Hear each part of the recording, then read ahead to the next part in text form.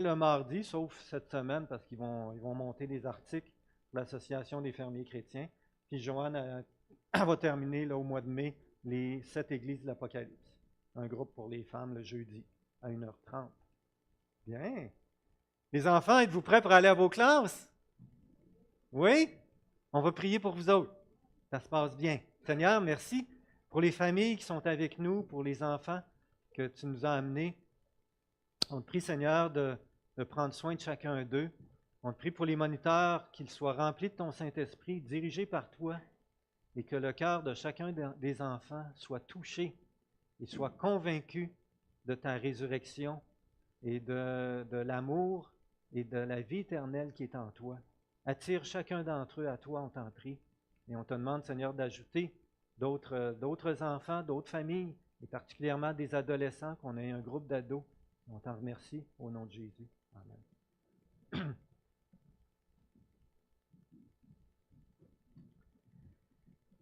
Eh bien, j'ai un beau passage ce matin pour regarder ensemble dans Colossiens 2, 9 à 11. Alors, je vous invite à tourner dans Colossiens 2, versets 9 à 15, c'est-à-dire 9 à 15. Un beau passage pour célébrer la victoire qu'on a en Jésus. Alors, vous savez tous que Jésus est mort et qu'il est ressuscité. Mais qu'est-ce que ça change pour nous qui sommes chrétiens? Qu'est-ce que ça change dans nos vies qu'il soit ressuscité? Et c'est le sujet de l'apôtre Paul dans Colossiens 2, versets 9 à 15. Un super beau passage qui a certaines difficultés. Ce n'est pas le plus facile à comprendre. Je vais devoir prendre un peu de temps pour expliquer ce qu'il veut dire. Mais une fois qu'on a compris, ça devient simple, ça devient clair et ça devient vraiment édifiant, vraiment une bénédiction pour nous renforcer dans notre foi et dans la victoire qu'on a en Jésus. On est vainqueur en lui.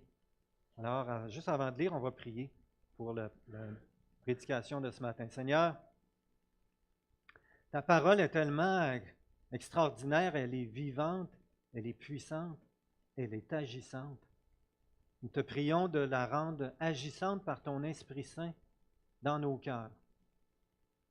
Seigneur, on te demande pardon, on n'est pas toujours fidèle, on n'est pas toujours rempli de ton esprit, souvent indépendant, orgueilleux, centré sur nous-mêmes. Seigneur, te demandons pardon. Nous voulons nous livrer à toi, nous abandonner à toi ce matin. Que tu nous remplisses de ton Saint-Esprit et que tu touches nos cœurs parce que Jésus-Christ a accompli pour nous et pour la victoire que nous avons en lui. Donne-nous la grâce. Nous t'en prions de saisir cette victoire que nous avons en Jésus-Christ. Amen. Donc, on va lire Colossiens. Je vais aller chercher ma bouteille d'eau. Colossiens 2, 9 à 15.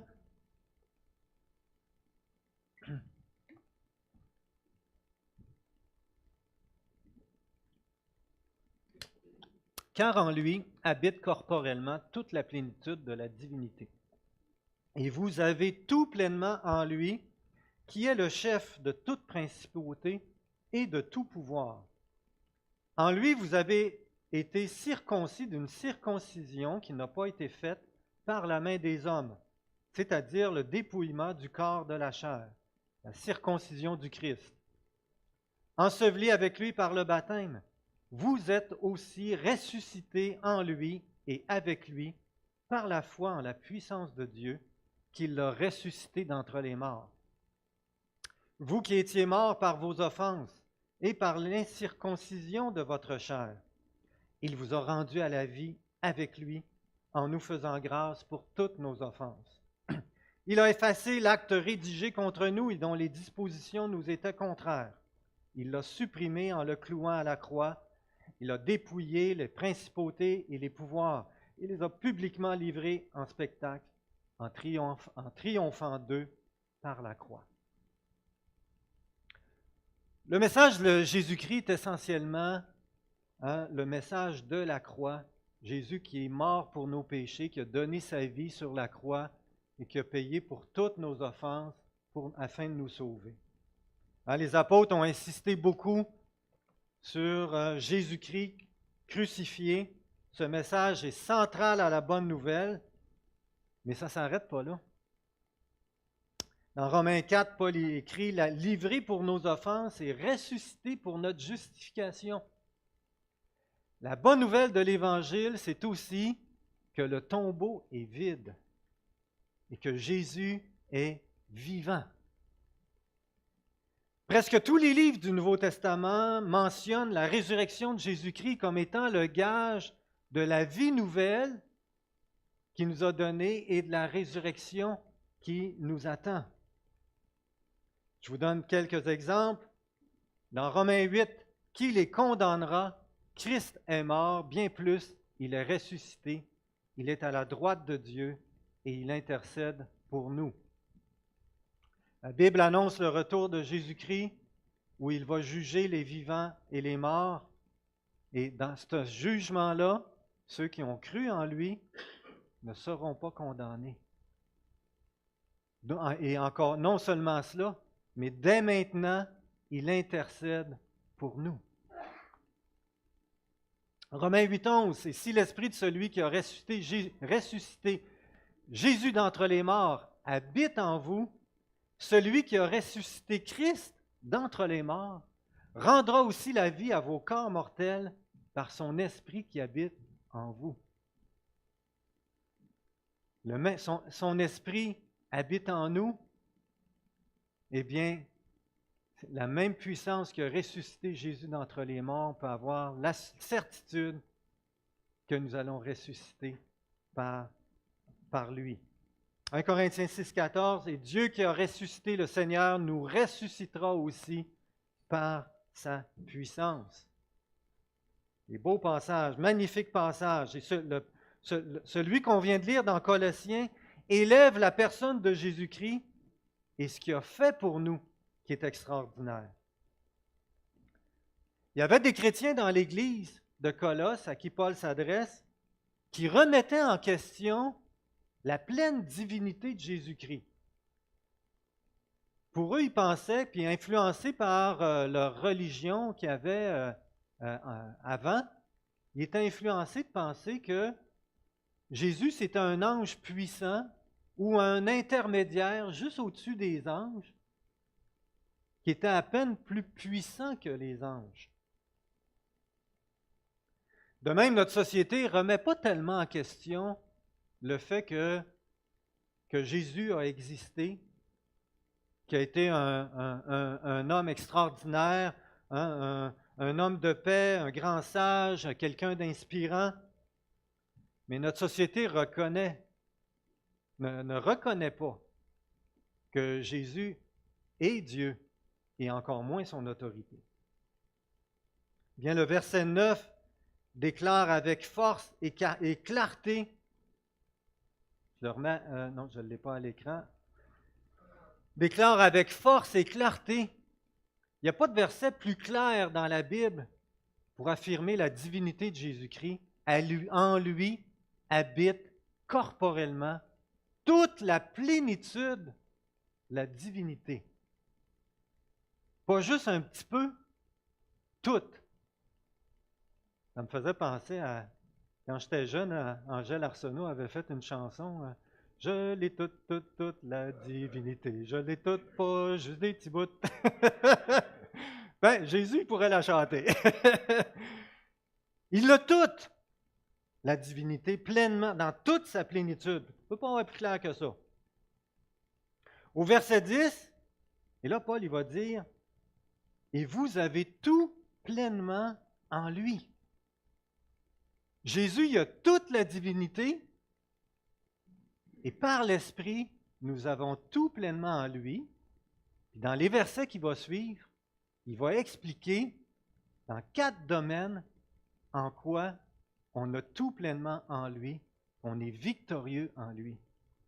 On est vainqueur sur le péché, sur la mort, sur la loi, sur les puissances démoniaques. Vainqueur sur le péché.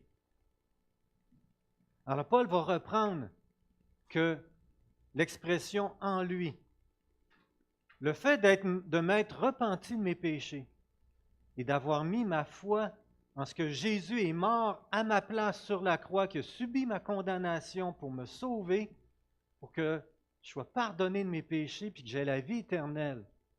Bien, quand j'ai cru ça, j'ai été associé par l'Esprit Saint en Jésus-Christ. J'ai été placé en lui. C'est-à-dire que quand Jésus est mort sur la croix pour mes péchés, j'étais là représenté en lui. Je suis mort à mes péchés. J'ai été condamné. J'ai subi la condamnation de Dieu pour mes péchés en Jésus-Christ.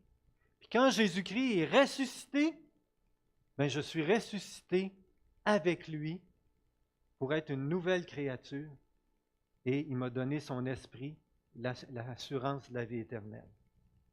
Donc, en lui, aussi vous avez été circoncis d'une circoncision qui n'est pas faite par la main des hommes, c'est-à-dire le dépouillement du corps de la chair, la circoncision du Christ. Ça demande quelques explications, hein? Vous convenez avec moi? On ne parle plus bien de ça, de circoncision aujourd'hui.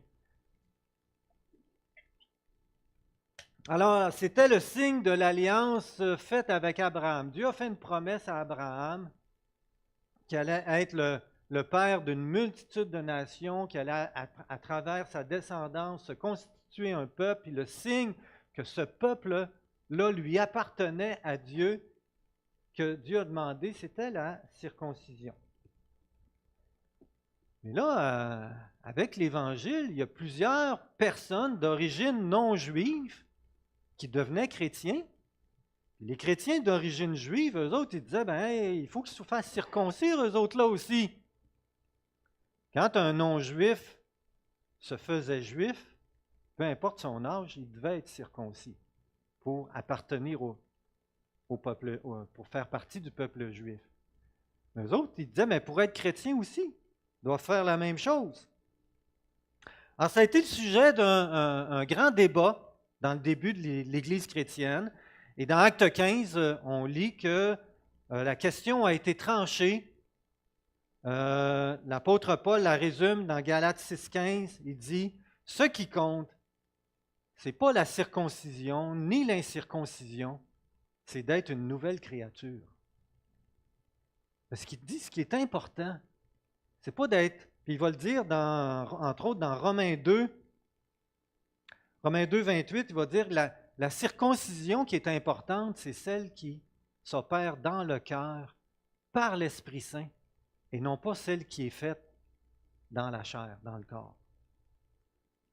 Alors Paul, il appelle la circoncision du cœur, il l'appelle la circoncision du Christ. La circoncision, c'était le signe comme de quoi tu appartenais à l'ancienne alliance. Hein, celle que Dieu a faite avec Abraham puis avec le peuple d'Israël. Mais la circoncision de Christ, Paul l'identifie au Saint-Esprit qui vient et qui produit la nouvelle naissance, qui produit la résurrection à la vie spirituelle, à la vie de Christ. Donc, autant la circoncision était le signe de l'entrée dans l'ancienne alliance, la nouvelle naissance est le signe de l'entrée dans la nouvelle alliance. Vous me suivez? Donc, vous avez été circoncis d'une circoncision qui n'est pas faite par la main des hommes.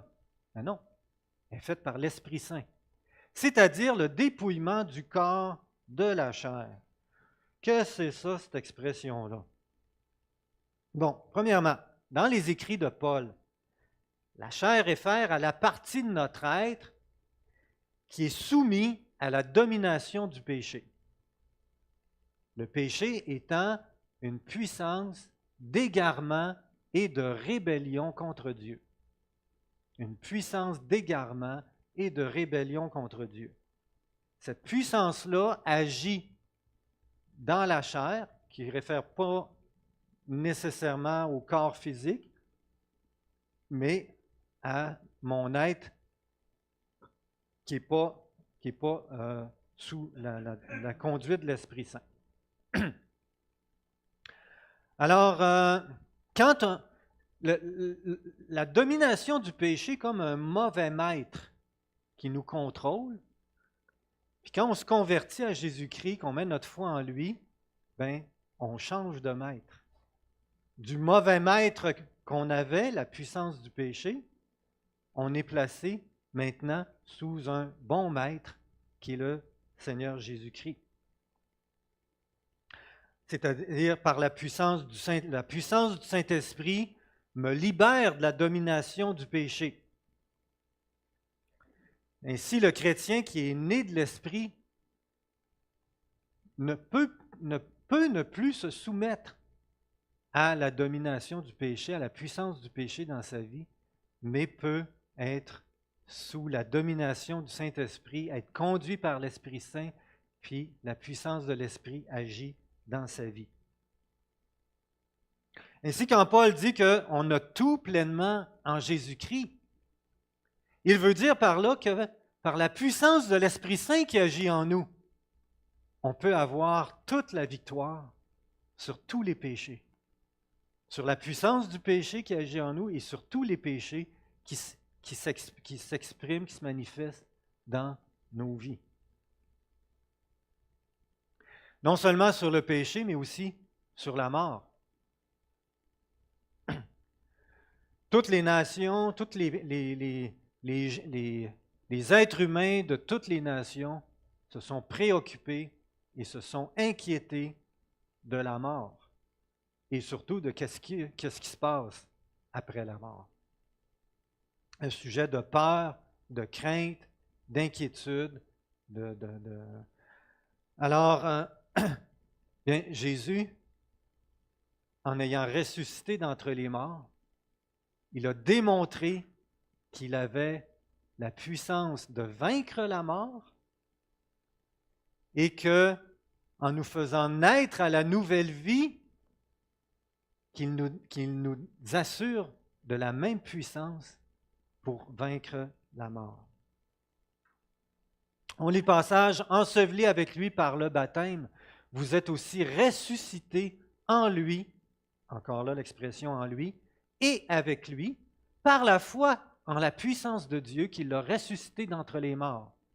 Vous qui étiez morts par vos offenses et par l'incirconcision de votre chair, même expression, incirconcision de votre chair qui veut dire que le péché, une puissance d'égarement et de rébellion, domine, nous contrôle. Donc, vous étiez morts par vos offenses.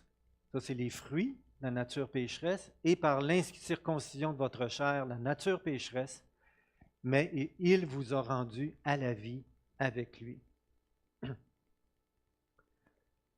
Ce verset est un des plus clairs sur le baptême d'eau par immersion. Enseveli avec lui par le baptême. Tu ne peux pas faire ça avec quelques gouttes d'eau, on s'entend? C'est vraiment par immersion. D'ailleurs, le mot baptiser veut dire plonger dans l'eau. Ce n'est pas la pratique d'un baptême avec quelques gouttes d'eau ne représente pas du tout la signification du baptême. Donc, pourquoi Paul il parle comme ça? Parce que le baptême représente quelque chose. Le baptême d'eau représente quelque chose. Celui qui se fait baptiser, quand il est enseveli sous l'eau, ça a une signification. Chez les gens de l'époque, aujourd'hui, c'est loin dans nos pensées, mais pour ces personnes-là qui connaissaient la Bible, c'était quand même très, très réel dans leur pensée que l'eau a été utilisée par Dieu comme instrument pour juger et condamner l'humanité pécheresse par le déluge. Le déluge a détruit la terre et l'humanité de l'époque. Il y a juste une famille qui a été sauvée des eaux. Et ça, cet événement-là a marqué la conscience collective Ça a été un événement marquant et l'eau représente le signe du jugement de Dieu. Quand quelqu'un se fait plonger sous l'eau, ça veut dire qu'il croit qu'il mérite d'être condamné, jugé et condamné à mort pour ses péchés. Mais ça n'arrête pas là. Quand il sort de l'eau, ça signifie qu'il croit que Jésus a été condamné à sa place et qu'il lui a donné la vie éternelle. C'est ce que Paul dit ici. Enseveli avec lui par le baptême. Donc, il est en train de dire, vous avez cru que vos péchés vous condamnaient. Hein? Vous aviez cru que vous étiez morts par vos offenses et par l'incirconcision de votre chair, la domination de la nature pécheresse.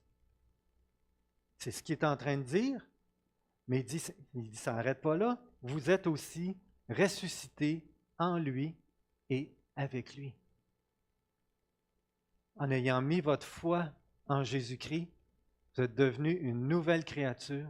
Le Saint-Esprit est venu habiter en lui et à ce moment-là, vous êtes ressuscités en lui et avec lui. La même puissance qui a ressuscité Jésus-Christ d'entre les morts et qui lui a fait vaincre la mort, agit en ceux qui croient pour les faire passer de la mort à la vie, des ténèbres à la lumière, une nature pécheresse à la puissance de l'Esprit qui agit en nous.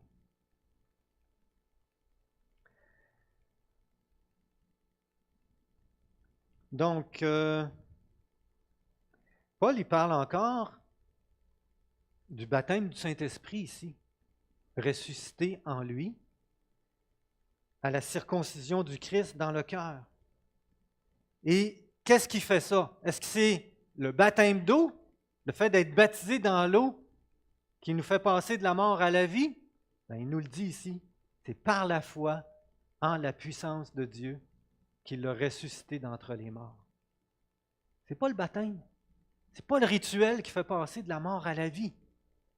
C'est la foi en Jésus-Christ qui l'a ressuscité d'entre les morts. La puissance qui agit en Jésus pour le ressusciter d'entre les morts agit en nous qui croyons pour produire la nouvelle vie dans nos cœurs.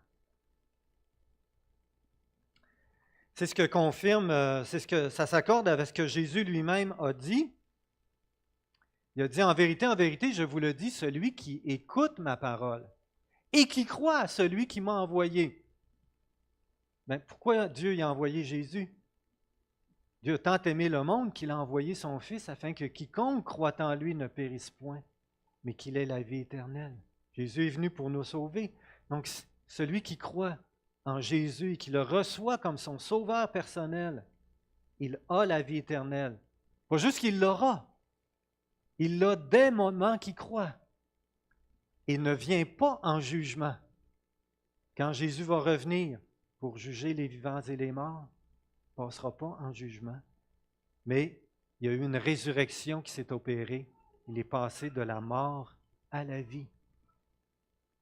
Ce n'est pas le baptême d'eau qui fait cette nouvelle naissance, qui fait cette résurrection spirituelle dans le cœur. C'est le baptême du Saint-Esprit. C'est l'action du Saint-Esprit qui agit. Alors nous étions dans l'incapacité totale de nous sauver par nous-mêmes. Notre état est que nous étions morts par nos offenses et par l'incirconcision de votre chair, c'est-à-dire par la puissance de la nature pécheresse qui agit en nous.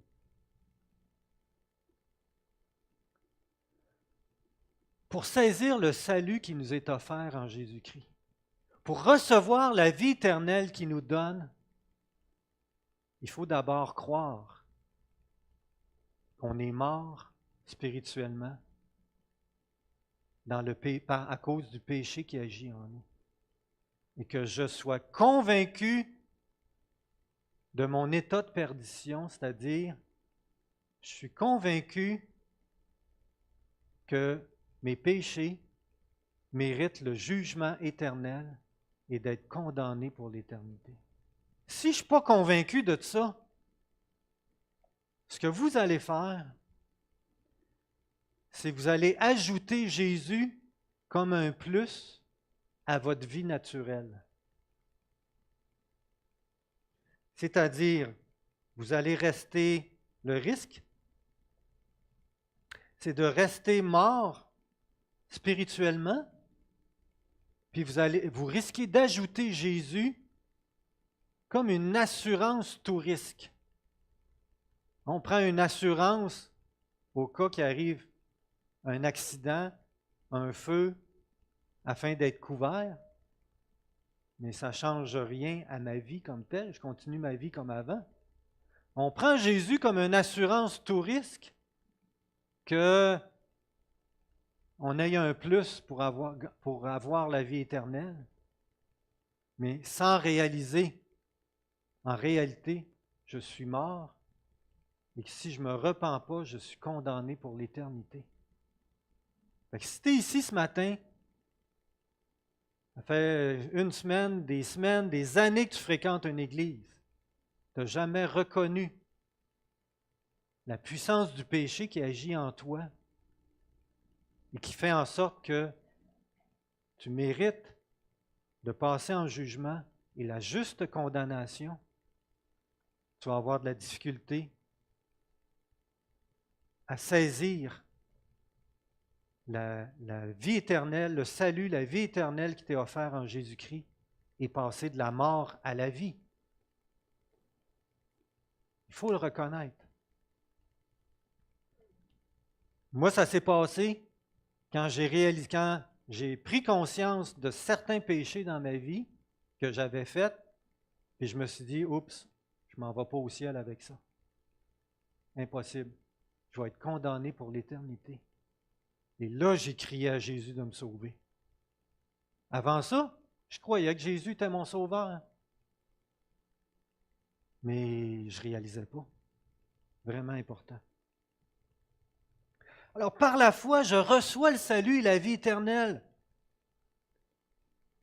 Et ce salut donne la victoire sur la mort. Et la mort dans tous ses niveaux. La mort spirituelle, je suis passé de la mort à la vie, j'ai une communion, un amour, une paix, une joie avec Dieu que je ne connaissais pas. Puis, j'ai une assurance. Je vais prendre mes notes là. Donc, la mort à tous les niveaux, la mort spirituelle, la mort physique, il m'assure que je vais ressusciter d'un corps glorifié. Et la mort éternelle, il m'assure que je vais vivre éternellement avec tous les rachetés en sa présence. Alors, on a tout pleinement en Jésus-Christ. On est vainqueur sur le péché, la puissance du péché. On est vainqueur sur la mort dans tous ses aspects, la mort spirituelle, physique et spirituelle. Et on est aussi vainqueur sur la loi. Vainqueur sur le joug de la loi. Qu'est-ce que Paul veut dire? En nous faisant grâce pour toutes nos offenses, il a effacé l'acte rédigé contre nous et dont les dispositions nous étaient contraires. Il l'a supprimé en le clouant à la croix. Ça, c'est dans la colombe. Louis II écrit, il a effacé l'acte dont les ordonnances nous condamnaient et qui subsistait contre nous, et il l'a éliminé en le clouant à la croix. L'acte rédigé fait référence à un document où sont rédigées toutes les dettes qu'on peut avoir. La comparaison est celle où, à chaque fois qu'on désobéit à Dieu, qu'on fait quelque chose qu'on ne devrait pas faire ou qu'on on fait pas ce qu'on devrait faire, mais c'est rédigé dans un document qui va plaider contre nous. Voici ce qui est retenu contre toi au jour du jugement. où toutes nos dettes sont compilées. Bien, bonne nouvelle. Jésus, en mourant sur la croix, qu'est-ce que ça dit? Il a effacé. Il a effacé toute la pile de dettes que j'ai contractées tout au cours de ma vie. Et il l'a scellé de son sang, c'est écrit, totalement payé par Jésus-Christ. Amen.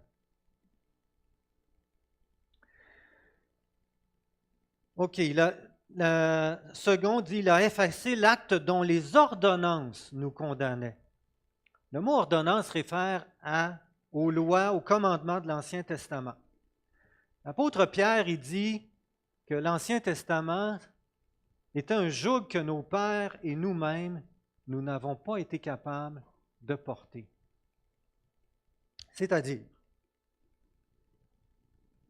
étant mort spirituellement et dominé par la puissance du péché, s'efforçant de mettre en pratique les commandements de Dieu, même les commandements de Dieu que je m'efforce de mettre en pratique, vont être influencés, affectés par la nature pécheresse qui m'habite.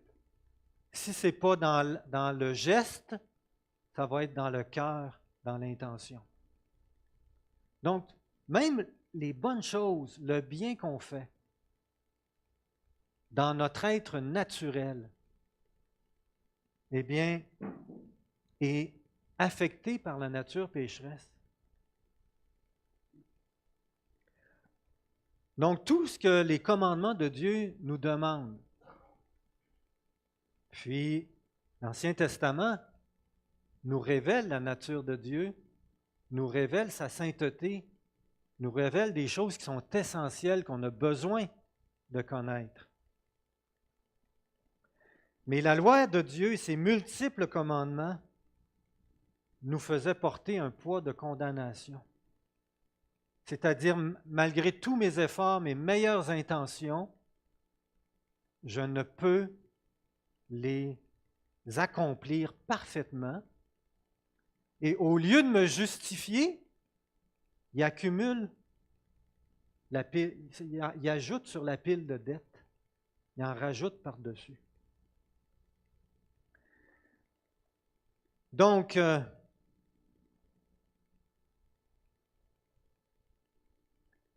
les ordonnances qui nous condamnaient.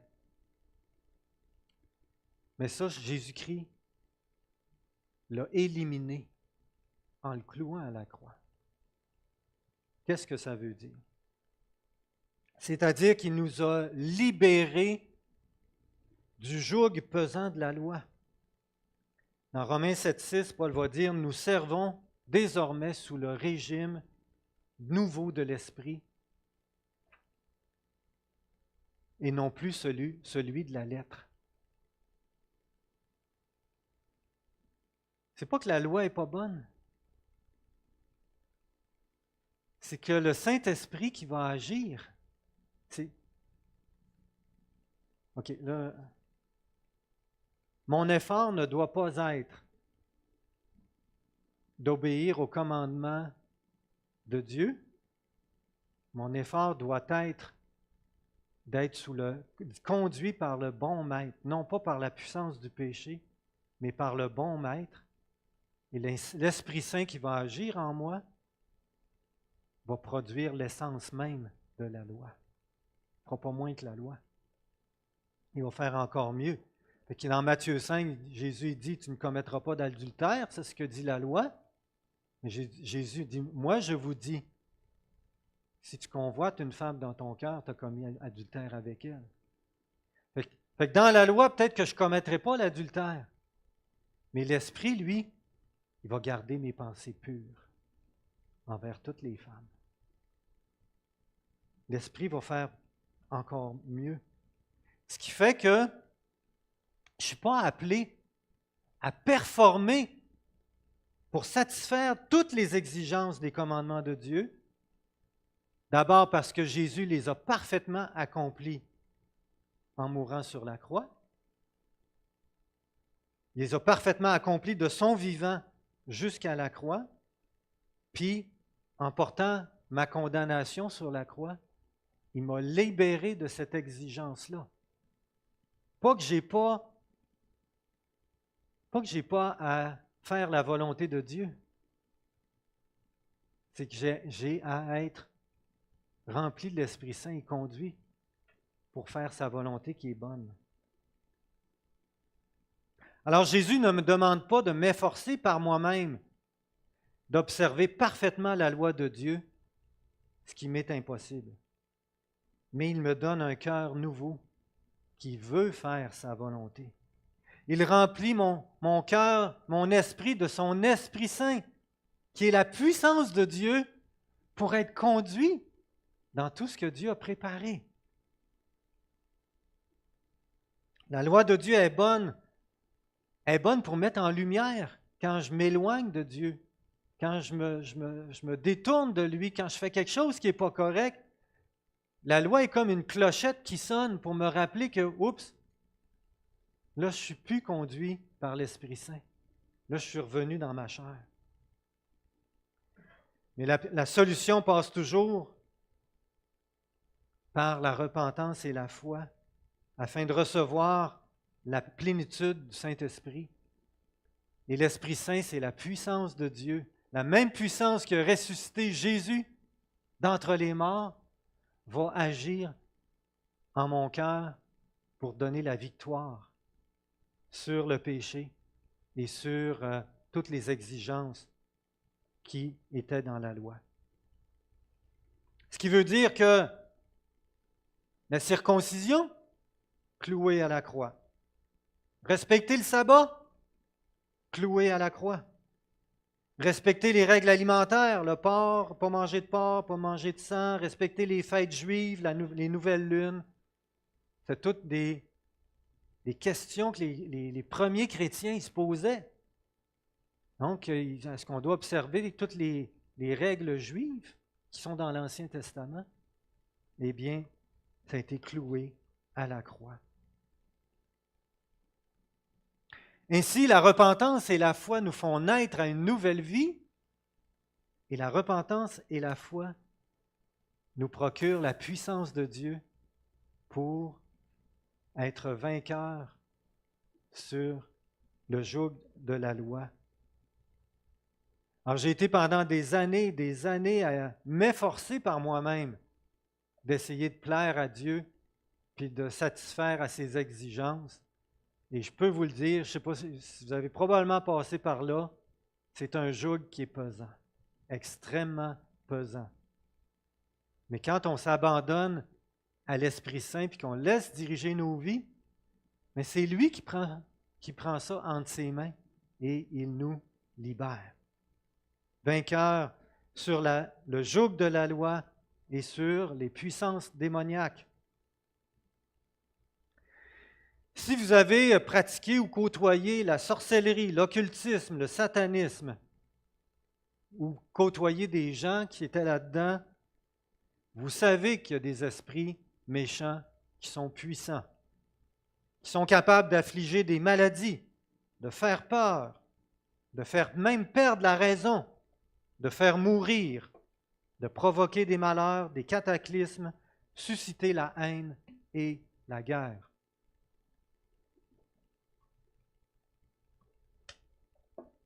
Jésus a dit, « Le voleur ne vient que pour voler, tuer et détruire.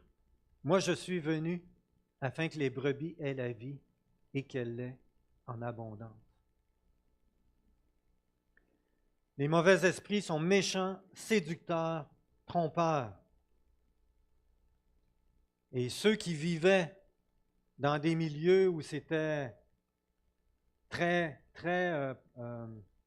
propagé, très connu, il y avait une peur des sorciers, l'occulte et une peur des mauvais esprits. Eh bien, en Jésus-Christ, il a dépouillé les principautés et les pouvoirs et les a publiquement livrés en spectacle en triomphant d'eux par la croix. Et le fait d'avoir cru en Jésus, d'être unis à lui, il nous fait participer à son triomphe. Ils ont été vaincus et ils le savent. Il n'y a rien de moins que les esprits méchants ne craignent qu'un chrétien qui le sait, qui est rempli du Saint-Esprit et qui prend autorité au nom de Jésus pour les arrêter dans leur séduction, les mettre à jour et les arrêter. Ce n'est pas nous qui avons cette autorité. Ce pouvoir, c'est Jésus-Christ qui vit en nous.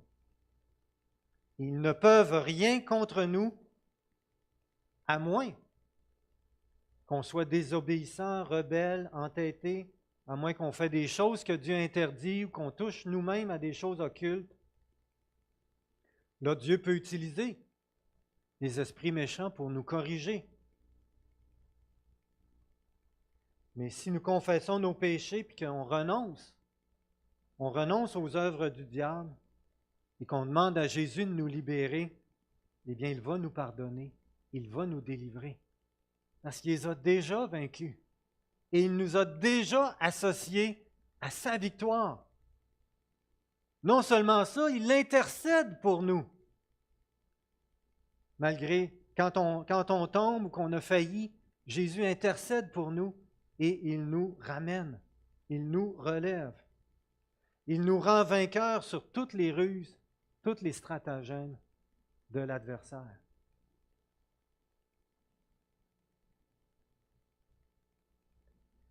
Jésus est la plénitude de Dieu et on a tout pleinement en lui. Réalisez-vous comment on est vainqueur sur le péché qui est une puissance d'égarement puis de rébellion contre Dieu. Il nous a donné sa victoire. On est vainqueur sur la mort dans tous ses aspects. On est vainqueur sur le joug de la loi qui est un joug extrêmement pesant.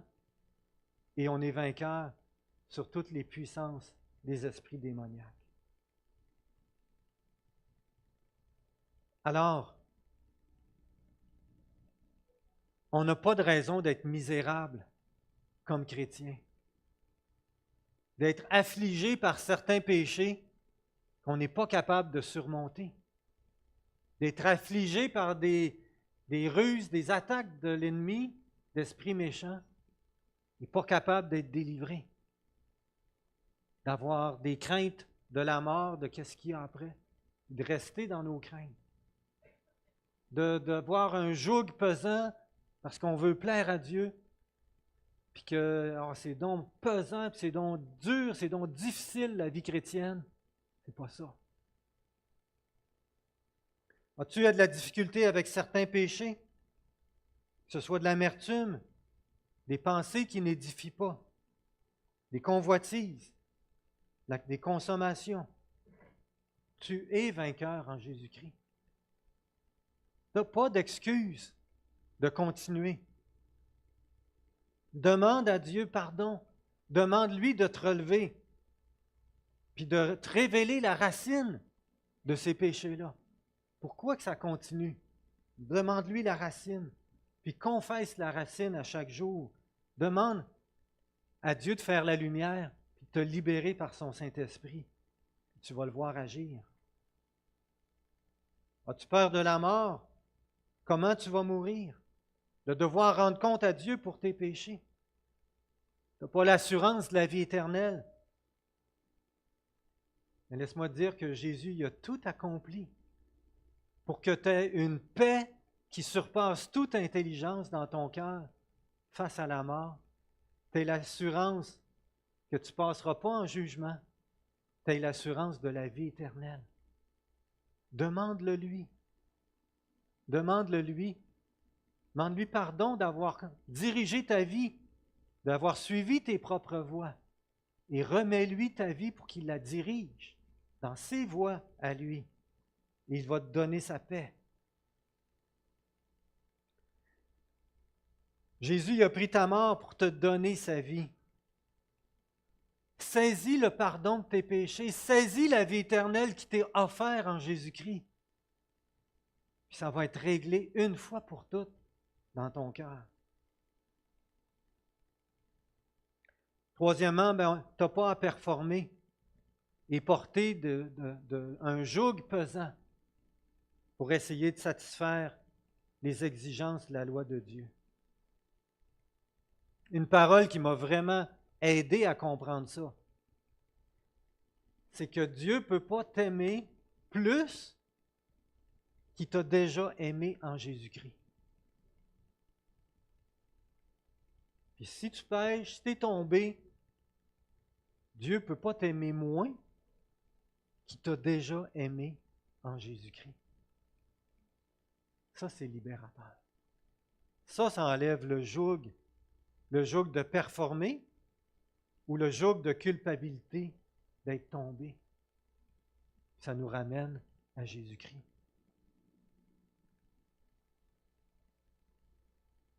Et finalement, crois qu'en Jésus-Christ, tu as toute autorité sur les esprits méchants. Et je vais revenir, pas la semaine prochaine, on a un baptême, je vais revenir là-dessus dans 2 semaines. Fait que Jésus-Christ, c'est la plénitude de Dieu.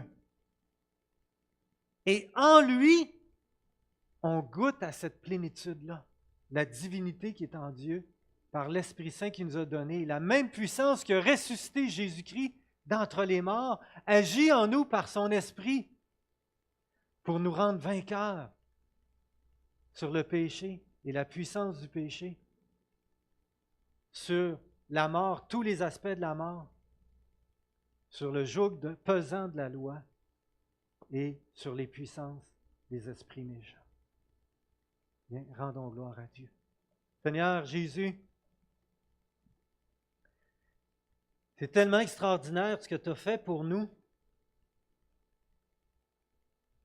Donne-nous la grâce de vivre à chaque jour dans la victoire qui est en toi. Seigneur, trop souvent, on se contente d'une vie chrétienne qui est moche, qui est ordinaire, où il n'y a pas cette victoire-là. Parce qu'on ne saisit pas par la foi l'action et la puissance du Saint-Esprit qui est en nous et qui agit en nous.